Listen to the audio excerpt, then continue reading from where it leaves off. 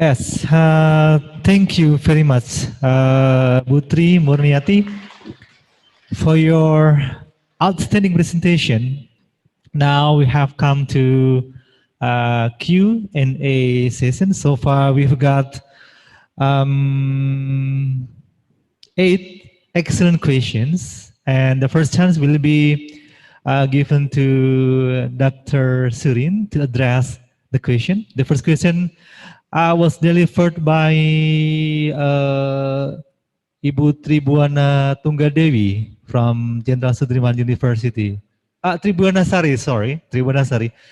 It seems that Tribuana has the same first name like Butri, yeah? Is she your sister, Butri? Okay, yeah. Ibu Serin, please, would you address all the questions? There are 6 questions given to All you. right. Yeah, the Okay, thank first you from, very much. All yes. right, I'll take the first question. When you ask, I find it difficult in analyzing intersections between ethnicity and gender issues. Are there any technical suggestions in order that the analysis runs smoothly? My advice to you would be to don't focus on wanting the analysis to run smoothly. You want to make sure your analysis is multi-layered. Your analysis brings different perspectives. So this is why you shouldn't be focused on just having one kind of answer. So even if it's messy, it's perfectly fine, because the messiness is what gives you deeper insights and different insights. So what you end up with is not a monolithic explanation. You end up with a very, very layered, multi-layered explanation. So, technically, I would say there is no need. You can bring in different theories, different frameworks. There is some frameworks will overlap. That's perfectly fine. Some frameworks will clash with each other. Acknowledge that clash. Acknowledge that they don't agree with each other, but this is what they are both bringing to the analysis itself. And this is how I get two different perspectives from this. So that's perfectly all right, because that gives you a very, very deep understanding as to what's going on. All right. So don't always go for smooth analysis. The second question, um, from Black Panther, I think.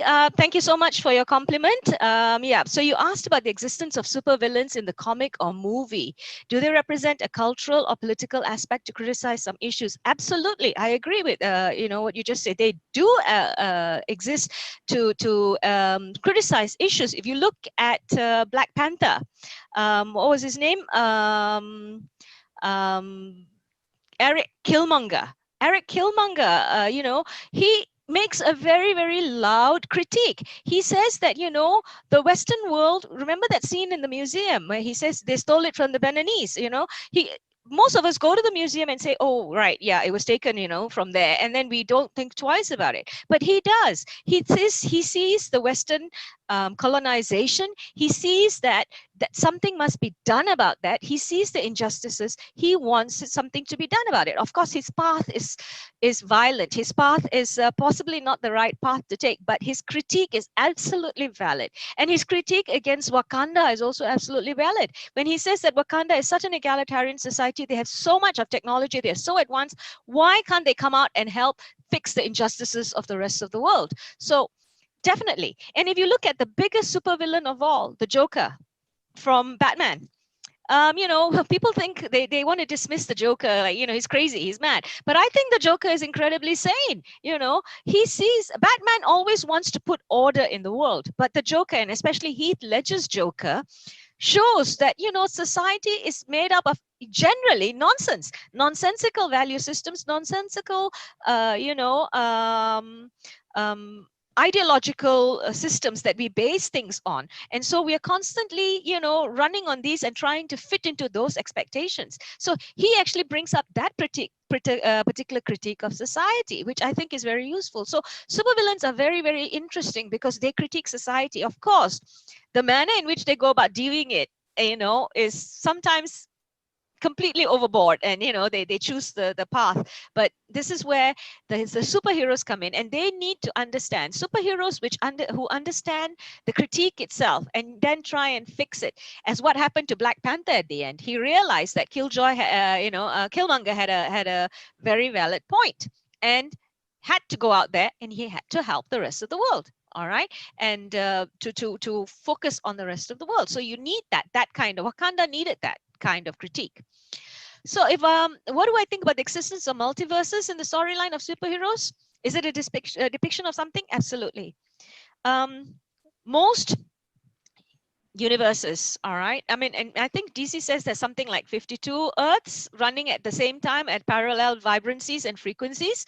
I'm not sure, but it's something like that. But this gives space to provide alternative interpretations for superheroes, for supervillains, for storylines, because the normative audience, the normative way of looking at things would be one way, but the multiverse gives different storylines, give different ways, different pathways, so we can then appreciate different pathways, we can appreciate different kinds of figures in many different ways. So yes, it's definitely a depiction of something. It provides that space that currently ideologically is not provided in many different contexts and domains. So the multiverse provides that particular space for all of these agency, empowerment, and things like that.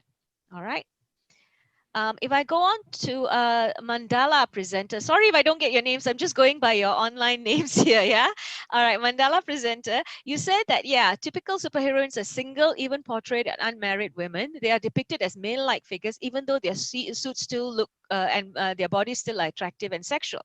They also have physical battles with some men. Do you think that some phenomena can depict the real figure of women nowadays? Absolutely, I do think so. Because, if you look at the very simplest level, female soldiers, if you look at women soldiers in the military today, a lot of them are trained, a lot of them build their bodies, a lot of them physically, their strength is quite strong, all right, and they can battle with men. All right. Although very often society says that they should be protected, they should be placed not in battle lines, and so on and so forth. Some of them have got other skills, drone skills and things like that, which are needed by the military. So yes, definitely, the skills are there, the strength is there. Definitely, in the real world, this is happening. And it's nice to see it happening in the heroes world, because once we address it there, we then are more able to address and acknowledge that women, have their own powers and strengths in the world around us. I move on now. Okay, yes, the Miss Marvel. Yes, absolutely. The struggle of Kamala is an Indian Muslim girl, and I will go on now to answer the question of someone else who talked about Kamala later, right? Who talked about how disappointed you were when Kamala shapeshifted and became blonde, right?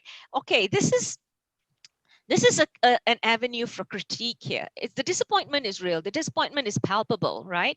But this is an avenue of critique. Kamala has shapeshifted into that because that is the normative view of superheroes and heroines. So that is still there.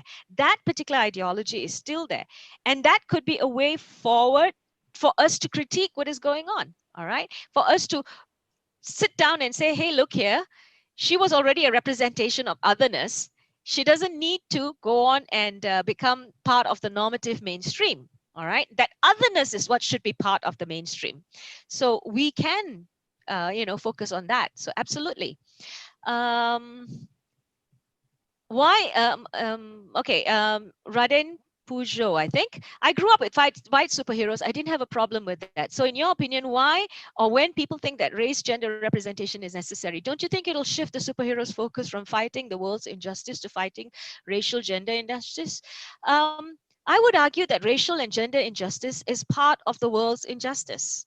These are things that have been pointed out by many supervillains, like I pointed out before. All right, the Joker pointed out, that he's always marginalized. In fact, Syndrome in Incredibles, pointed out that why should power only be given to those who are genetically able? It should be free for everybody. So the world is full of injustices. Superheroes tend to want to fix very obvious injustices, but everyday normative imbalances inequality, those need to be fixed as well. So yes, I would argue that it's not just fighting racial and gender injustice. That is part of the world's imbalance and inequality, which needs to be addressed by superheroes. So the two are not separate. They go hand in hand. All right. I'm not sure if there are any other questions. Have I missed anything? Yeah, Dr. Surin, probably Yeah. the next chance will be given to All right. later on. You will address the other questions. Okay, please, Okay. Thank you, Ibu. Putri. Okay, thank you, Pak Rizky. Thank you, Ibu Francisca. So from the written narratives, which are written by the domestic worker themselves, they share the fact that they communicate regularly with their family and children through mostly through phone. Like in Insani case, before she has a phone, she sends letters. So yes, indeed, there will be problem, you know, especially like the time difference, for example. However, from Francisca Ria Susanti's book titled Tentang Sedih di Victoria Park, she mentioned about a mother who is willing to spend her money to pay the phone bill just because she wants to have a regular contact with her child. So she has to leave her baby around 1 year. So because she doesn't want uh, her child to forget her, so she is willing to pay for the phone bill. So this is how she managed to keep the regular contact.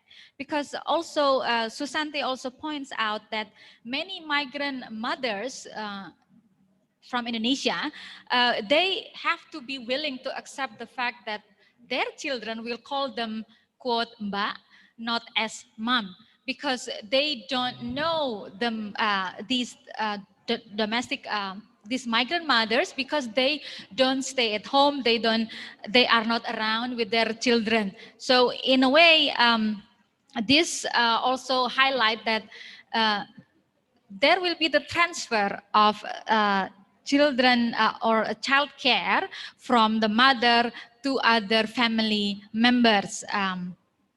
To answer your question, the second question. So mostly the caretaker for these left behind children are the family, the extended family, if not the father or the oldest son or daughter, and also the grandmother, the grandfather, or uncles and aunties. So this is what happens. So because the children grow up with only their extended family without really knowing their mom, some of them they don't remember how their mothers look like, for example.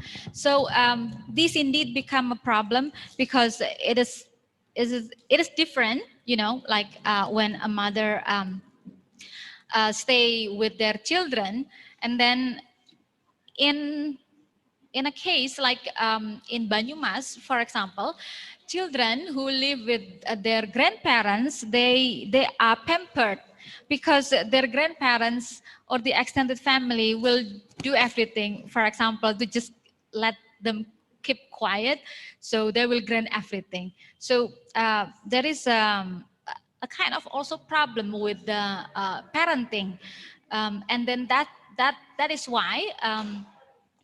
So there is a what we call fathering. Like some father, they are trained to how to exercise mothering without the presence of the mother. I hope that answer your question. Okay, Ibu Francisca, I hope you are happy with Butri's elaboration, Butri's response. Another second, it is from Pak Raden too, yeah. The second question, the first was delivered to Dr. Surin, and then the second one to you, Putri, from Pak Raden Pujo Handoyo, Pujo Semesto. Yeah, So, please. shall I go first? Yes, Okay. sure. Okay, thank you, Pak Pujo, for the question. So, I believe this is also the way you know, like how we spread awareness about the presence, the existence of this transnational mother, what you call the unsung hero, into the radar. So they are indeed already in literature, as they produced the kind of writing, migrant writing.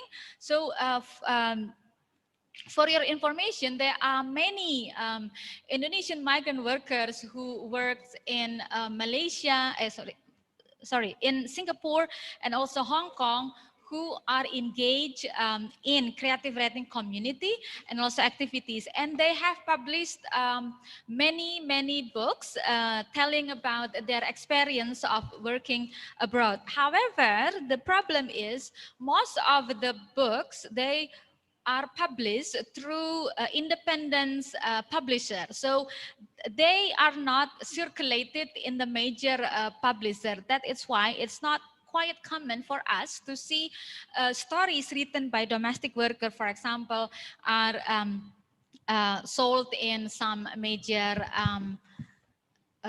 bookstore. However, I believe that by having presentation like this can also help us to share awareness to other people that we should pay more attention to this, to the existence of this transnational mother. And also, we can also buy books written by these migrant workers.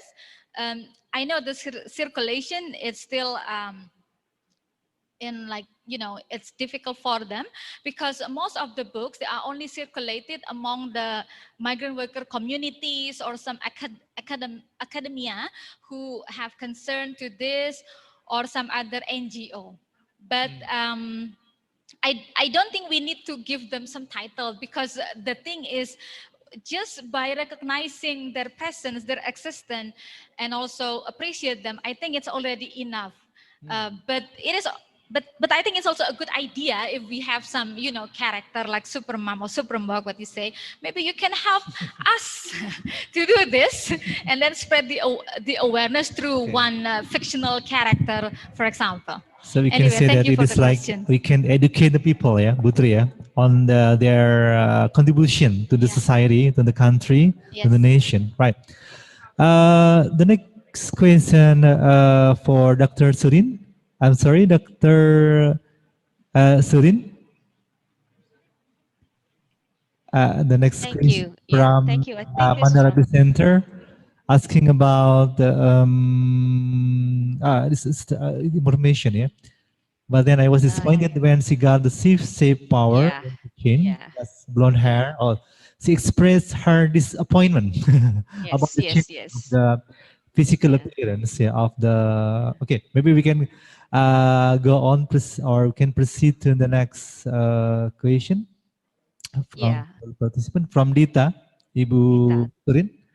And All the right, question, thank let you. me read the question, Dr. Surin. Yeah. Let me read the question. Yeah, Okay. Dita asked the question that in superhero movies, why Asian characters usually put as side characters to support the lead character, while African Americans start to come up as lead characters. Is there any difference between Asian and African? Thank you so much. I think there is definitely, in terms of otherness, there are levels of otherness. And when you talk about level of otherness, Asian otherness is lower on the rung than African otherness. So it's taken a while. And also you have to remember that in terms of moving forward and progressing, African voices are quite loud, as well as African American voices. Now it's taken a long time to get an African lead on big screen.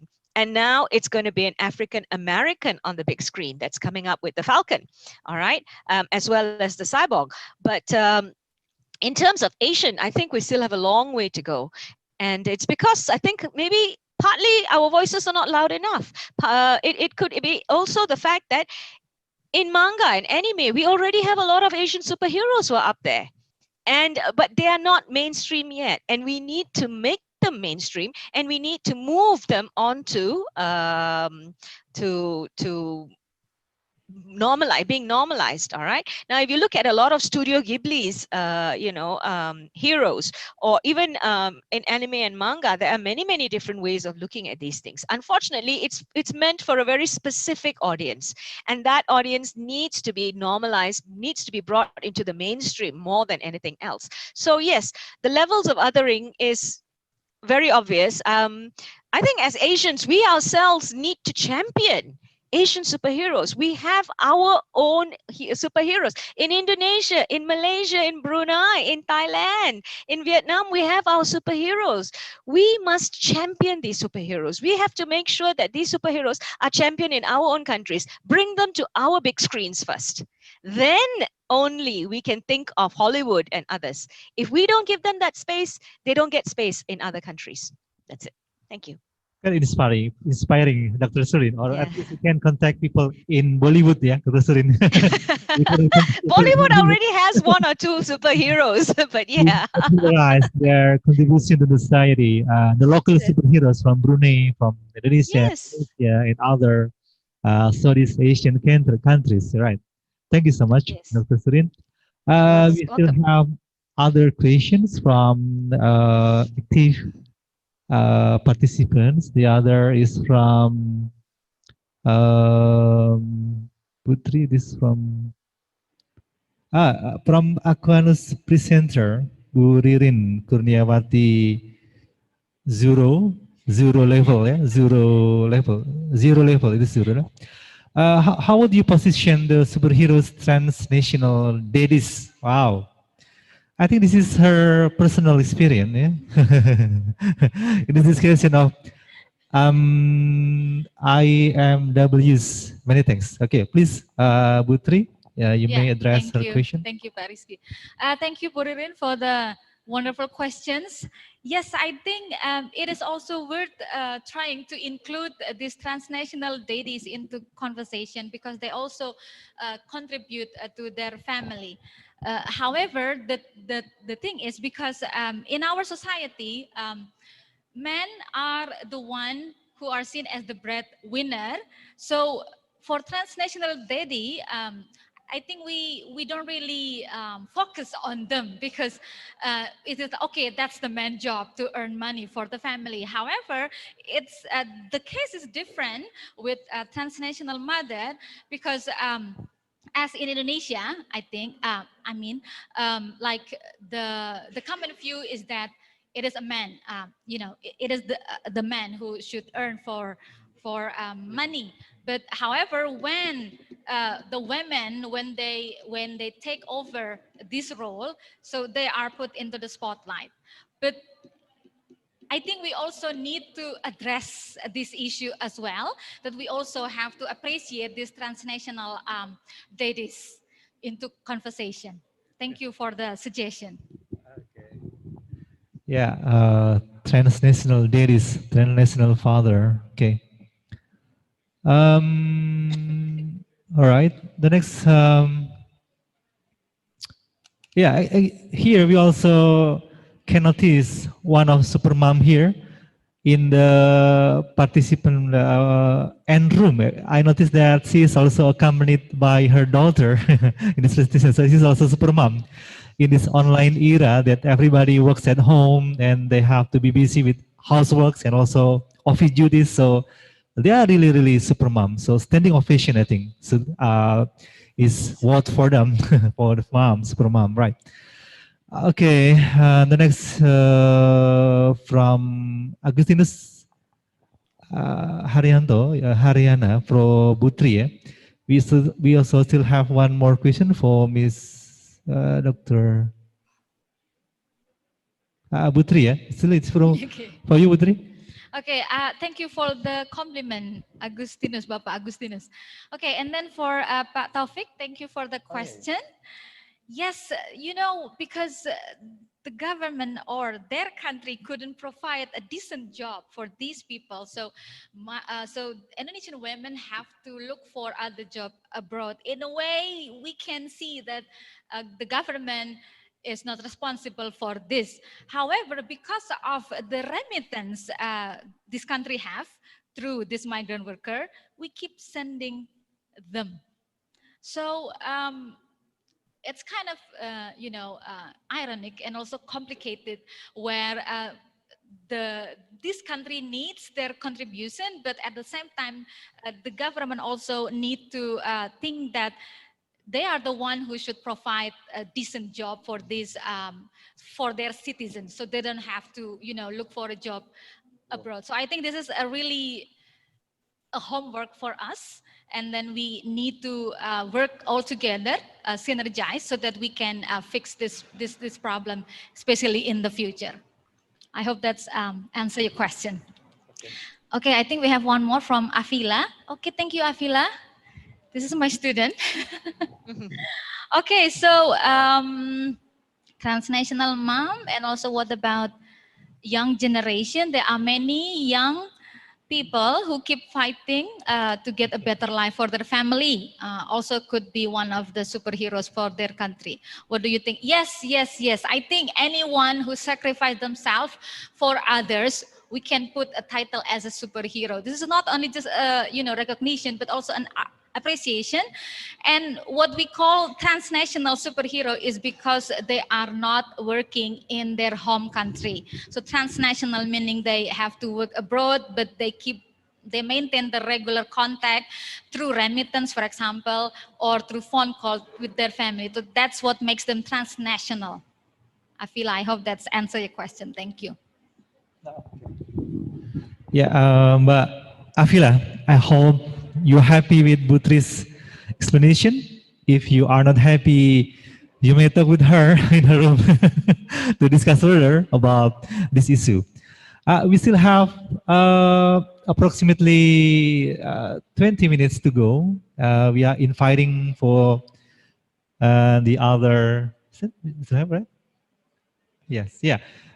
So we are inviting the direct question. What I mean here is you may deliver the question directly to each of the presenters, Dr. Surin or Dr. Tri, without using the meeting chat. Okay, so please, if you have any queries, any questions, please give it directly to both marvelous speakers we have today in this last day, in the second day, in the third plenary session. Dr. Surin, thank you so much for being here, for giving us so many inspirations, so many knowledge. And also Dr. Tri, thank you so much for giving us a lot of inspiration, a lot of issues, a lot of things, a lot of information. Anyone? We are still waiting. The next question from the presenters and also the participants. Yeah. This is our biannual agenda for your information. This conference.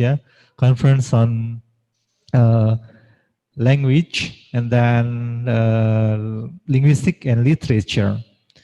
And hopefully in the future we can do a kind of joint conference, maybe with Dr. Surin's faculty, if it is possible in the future. If we can conduct. Definitely. Yes. Is it possible, Dr. Surin, in the future? Absolutely possible. I'm more than Thank you welcome so this. much. It'll be great to work together with you guys on the next conference. So yes, I welcome it definitely. Who knows that in the future we can have a visit there and then we can talk directly with the Dean, Dr. Surin, to initiate the mutual, let's say, collaboration or mutual cooperation between institutions, and then later on we can implement in the. What I'd like to also say is that we have a lot of master's courses and undergraduate courses, and we're more than happy for students at your institution to come online and join us and listen to what it is that we want to that we are teaching. So we can make arrangements for that. That's absolutely not a problem at all. So we're more than happy. So we can consider it as an online mobility program, no fees charged. Just come in and listen. Just remember, we're 1 hour ahead of you. Okay. Is there any other question? Missing University of Malaya a lot. Oh, this is Buririn. Oh, okay. You are from University of Malaya. That's very nice. I'm glad you had a very positive experience with UM, Ririn. Probably she has ever disseminated her paper there, probably in an Yeah. international conference. Yeah. Dr. Yes. Surin, what about the educational activity in Malaysia? Has it commenced? Has it started the activity, the Yes, offline? yes. All of our classes have started. We started in early October, Oh, and we are all fully online. We are completely online. The only students who are allowed on board to come into campus are those who are working on clinicals, medical students, as well as those who need labs, but they have to rotate. But all other students, are online. So we have total online courses here. Yeah. Yeah. And yes. in fact, just to state, I mean, as to what I was saying earlier, I teach a course on semiotics and multimodality. And in a few weeks' time, we're having a lecture on comics and superheroes and things like that, graphic novels, comics, and things like that. I can send you details through Ririn, and maybe, Ririn, you can pass it around and they can join us when they need to, if they want to. All right? Okay.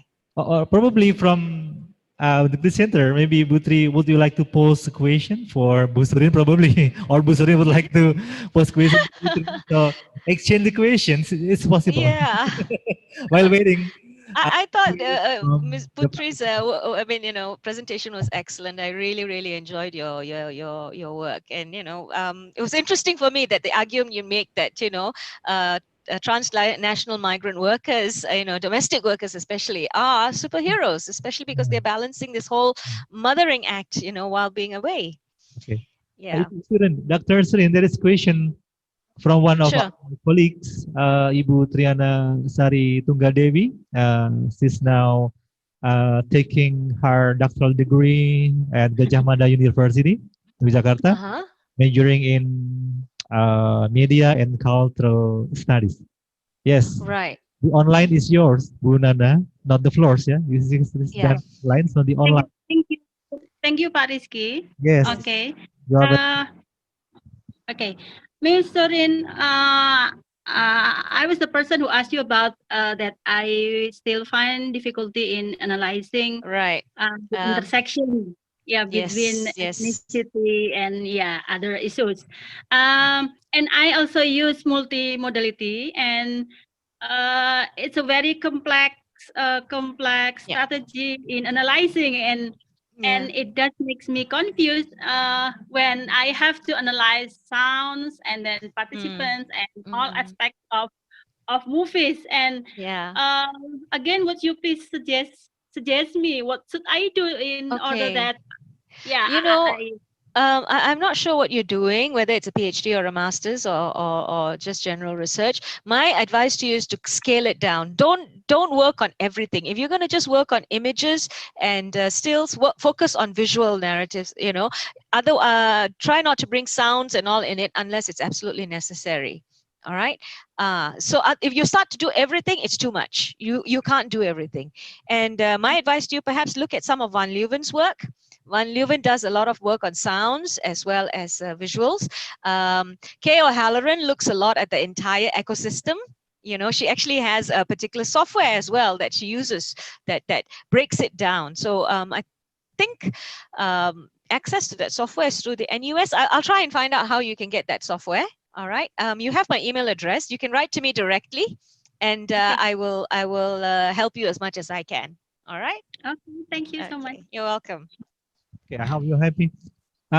There is another question, Dr. Surin, Yeah. from Marcelino. Yeah. The question is, why can okay? Let me read completely, yeah, Dr. Surin. Yeah. Yes. I'm Yes. Yes. just Sure. regarding the topic of representation in superheroes. Most non-white characters like Johnny Storm in Fantastic Four, Hawk, Girl, etc. are basically race swap version of established white characters.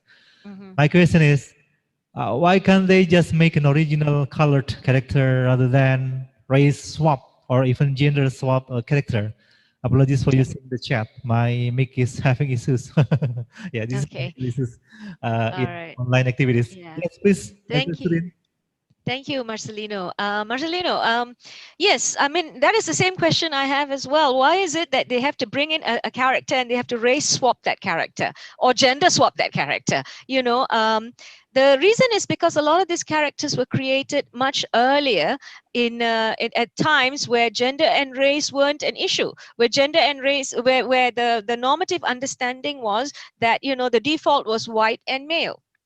All right. So a lot of these characters were created then. It's only in the last 10 years, 10 to 20 years, that you're starting to see a lot of diversity in the comics themselves. But these other characters have already been established. And therefore, the time has come to do two things. One is to create diverse characters. And they did that by creating T'Challa, all right, the Black Panther. That was created specifically as a diverse character. But now there is also a question of redressing the cultural erasure itself in the previous characters. This is why the race swapping is coming in, because they feel that by race swapping and gender swapping, the cultural erasure that has been in place all this while can be redressed to some extent. It's only to some extent that it can be redressed. The problem is still that people will still look at it and say, well, actually, this character was a white character before, and now it's a black character. But if I give you the example of Nick Fury, Samuel L. Jackson has made that character his completely. The general public cannot think of Nick Fury as a white character. They only see a black character there. So there is that space for that. And it may be that down the road, Johnny Storm, if Michael B. Jordan is successful, Johnny Storm might become, Michael B. Jordan will become the Johnny Storm than any other white face that has represented Johnny Storm. And now the question also arises, you've had this very original character in T'Challa in Black Panther. What happens now that, with the death of the actor playing that character? So that question has come up. But in the history of Black Panther, there have been different Black Panthers. So that is not a issue. The question that has now come up is, can the Black Panther now, that mantle, be given to someone else? And in the likely case is not necessarily Killmonger, but Shuri, the sister, of T'Challa. She can take up that mantle, and that will be a Black Panther that is now evolving in different ways. So in one way, you can look at it. Race swapping may be existing there, but gender swapping may be existing there, but it could be an evolution of that character itself. So the evolution of the character will move down towards different trajectories as different parts of cultural and societal phenomenon make certain things more visible, more apparent. Okay, thank you. Okay, we have the next question for both honorable speakers, for Dr. Surin and Dr. Tri. I think you can proceed, Dr. Surin. The next okay, all right. Thank you. This is my student, Ovi, from Unsud Jenderal Sudirman University. She's asking about escaping the domination of the US. Again, the question is, how can we erase the mainstream idea about superhero characteristic from the United States, which take by granted by people worldwide? What are the things we can do so that people worldwide can embrace their own superheroes? Thank you. Thank you also, Ovi and Marcelino, for your excellent question. Yes, please, the first chance for you. Thank you, Ovi Octaviani. Thank you so much for the question. It's a really good question as well. How do we erase it? My question, my stand is that we need to stop giving so much prominence to to Hollywood. Hollywood will create, all right, these characters, but because we go and watch these movies, we give them that economic capital to carry on creating these same characters. So we need to balance this by giving within our own country a space for our characters to come up, our superheroes to come up, and then we take it down to Hollywood, because talking about erasing, the superhero characteristics from the United States is going to be impossible, because the very first, earlier comic writers and all were from the States, so they wrote in what they were used to. So, Superman came up as a reaction to the war they needed, after Second World War and all, with all the issues that were in the world, they needed this character of Superman to give hope, to give peace to people, to give some kind of feeling that something good is going to happen in the world. So yes, we have those same issues here today. You know, we all have our own issues, and our superhero characters are creating that hope. So I wouldn't want to erase what those comic creators have done, but I would want to evolve it to focus on the American society, which is very diverse, and then to move on to the global society, which is even more diverse. All right. So my argument here is that we need to embrace our superheroes first before we ask Hollywood to embrace them. It is like globalizing the local Yes. And yeah, Yes. I do Yes. agree, Dr. Surin, that it is unlikely to happen to erase the U.S. domination, except Yeah. the country doesn't exist anymore. Well, the way it's going right now, I don't know. Okay, Putri, the same question from Ophia. Okay. Rizky, sorry, Ophia, still Ophia. Okay, Yeah. thank you, Afi. I think the answer from Dr. Surin has also given us, I mean, it's already clear, yeah, because it's impossible due to the exposure of this Hollywood movie, the expansion of Hollywood movie in Indonesia. So it's not going to be easy, but there is a possibility, just as like what Dr. Surin said, that we need to get familiarized with our own superhero, for example. Like if you know, like I think we have the breakthrough movie Gundala. I think this can be also a good example of Indonesian people to start looking at our own superhero. So by having this, we can fight the domination of the Hollywood superhero or the US superhero. Okay, thank you. Thank you so much, Bu, Dr. Srin, Dr. Tri. Yeah, each ethnicity, each uniqueness need to be heard, not only the dominant culture, the mainstream culture. The last question, we have the last question before we end up this session. This is for Dr. Surin. This is the continuation of the previous previous question from Dita. Is it possible if Asian or any other superheroes become the central of attention, considering most of superheroes are Eurocentric or Americentrism? I mean, many countries have their unique culture and need to be known by the world. I think it is an effective way to introduce the culture from different part of the world by making their own superhero series. Thank you so much. So actually it is a little bit the same with the previous question about globalizing the local uniqueness. Okay, Dr. Srin, yeah, Yes, for thank you, you. the question. I absolutely feel very, very optimistic that it is very possible for Asian or superheroes to become the central of attention. Definitely, all right. For the longest time, when I was growing up, who was my superhero? When I was a child growing up, Ultraman was my superhero. Ultraman from Japan, you know, I grew up with that. I grew up with Godzilla as a villain, all right? So while at the same time embracing Batman, Superman, Spider-Man, I was embracing all of these. But, you know, we are starting to see the Asian superheroes break slowly into the Western-centric paradigms. We are seeing it. And what more, you know, I think what Black Panther has done was create that path for us. But Black Panther was very, very iconic, mainly because it had a fully black cast. And usually in America, when there's a fully black cast, they're talking about issues of slavery and things like that. Here, it's a question of empowerment, of an egalitarian society. And the diversity in that black representation itself, you know, although they were all supposed to be Wakanda, the accents were all over from Africa. There were Ghanaian accents, Nigerian accents, all kinds of accents. So there was that diversity as well. And the fact that it was created by, you know, and produced by people of color. So Black Panther has charted that pathway for us. We just need to push those boundaries further. I'm very optimistic we can do this. We can absolutely do this. Okay. It may take time though. Yeah. We are about to end up this session. Thank you so much. This is a very, very suburb plenary session. There should be one more, not one more time, yeah? It's like a song, one more time, 1 more hour, 1 hour more. But based on the timeline, the schedule, that you have to end up this session at 11. Dear ladies and gentlemen, before we end up this session, could you please turn on your camera? We will have a photo session together. Yes, could you please turn on the camera?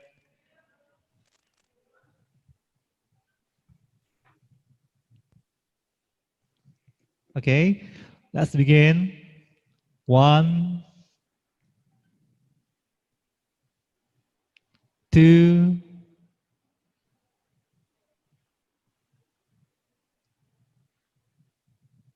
3.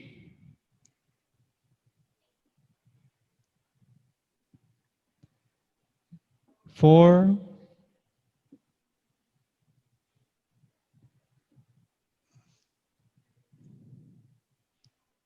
yes, and then 5.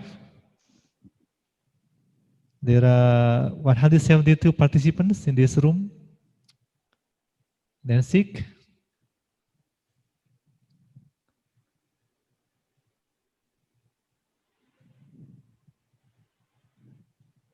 Yeah, the last one, the 7th slide. Okay, again, thank you very much, Ibu Dr.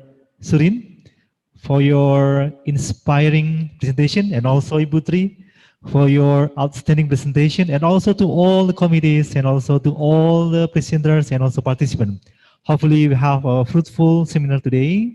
Thank you so much. And this is the end of our last plenary session. See you again in our next conference that will be probably held between the joint conference between University of Malaya, probably you know, and Yes, definitely, not probably, but definitely. I hope we can make it come true in the near future. Yes. Thank you so much. Yes. Wassalamualaikum warahmatullahi wabarakatuh. Thank you, everybody. Waalaikumsalam warahmatullahi wabarakatuh. We've been talking to you through Zoom, yeah. So we just want to say hi, and also we just want to say goodbye, and looking forward to your participation again in 2022, yeah. Because this is a bi-yearly conferences. But before we close, I would like to invite Bapak Kaprodi Sastra Inggris and also Ibu Kajur to say, and also Ibu Kaprodi D3 Bahasa Inggris, just to say hi to the presenters and also the participants at our Zoom right now. Okay, silakan Pak Taufik. Siapa? Oh, langsung buka. Langsung buka Jur. Cukup ya.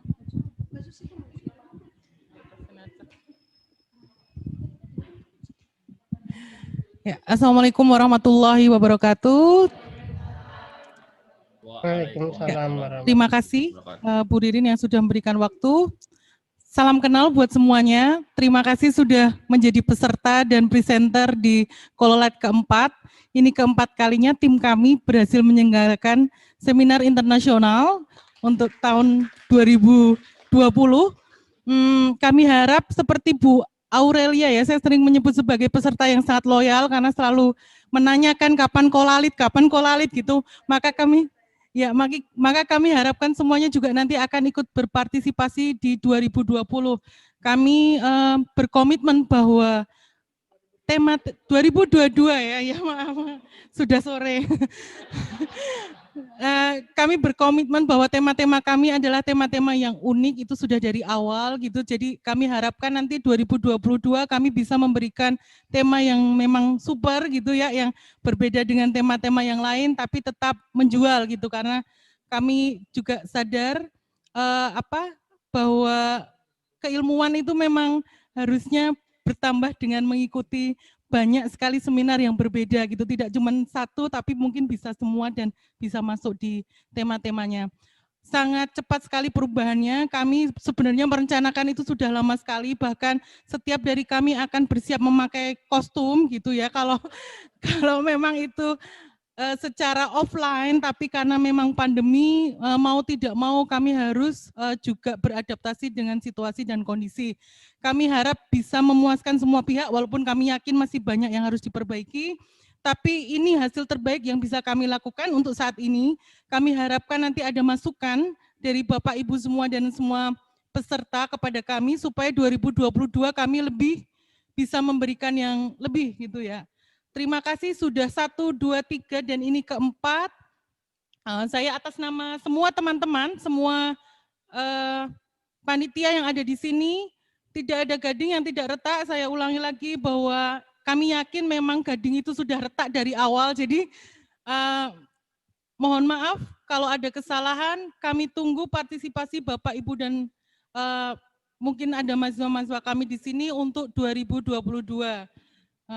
Matur suwun. Selamat beristirahat. Wassalamualaikum warahmatullahi wabarakatuh. Waalaikumsalam. Terima kasih.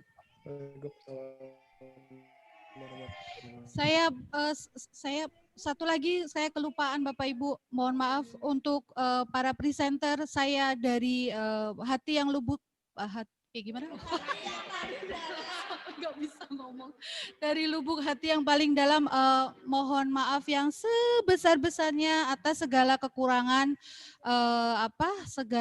banyak sekali kekurangan, masih banyak kekurangan yang saya pribadi lakukan, mungkin banyak yang belum bisa terjawab, belum sampai sekarang juga belum bisa menyelesaikan atau masih ada kekurangan sana sini. Terima kasih sekali atas kesetiaannya. Kemudian salam dari kami di Kota Ngapak ya, insya Allah nanti 2 tahun lagi bisa mampir ke Kota Ngapak ya Bapak Ibu. Ya. Apa? Oh iya. Oh sudah ya. Oke. Terima kasih Bapak Ibu. Jumpa lagi foto sesi. Ini lagi di foto Bapak Ibu, please turn on your camera. Oke. 1, 2, slide kedua. Lagi slide kepira aku? 3. Slide keempat.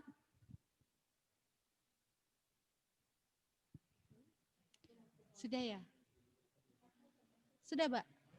Belum? Belanya. Berapa? Slide kelima. Slide ke-6. Senyum terus Bapak Ibu ya. Slide ke-7. Oh sudah, kata Mbak Nadia sudah. Kami dari Kota Purwokerto mengucapkan mohon maaf yang sebesar-besarnya. Jangan lupa kaosnya dipakai terus ya Bapak Ibu ya. Terima kasih, bye-bye. Assalamualaikum warahmatullahi wabarakatuh. Waalaikumsalam warahmatullahi wabarakatuh. Assalamualaikum warahmatullahi wabarakatuh. Waalaikumsalam warahmatullahi wabarakatuh. Waalaikumsalam warahmatullahi wabarakatuh. Sehat Pak Ri? Alhamdulillah. Aduh, nggak nyangka Pak Ri. Rizky Mulya Iskandar ini ya? Iya Pak, bener Pak. Okay, it's a very nice presentation, I think. You are not from English department, but you are able to present a very nice presentation, I think. Thank you Pak Ri. You're welcome.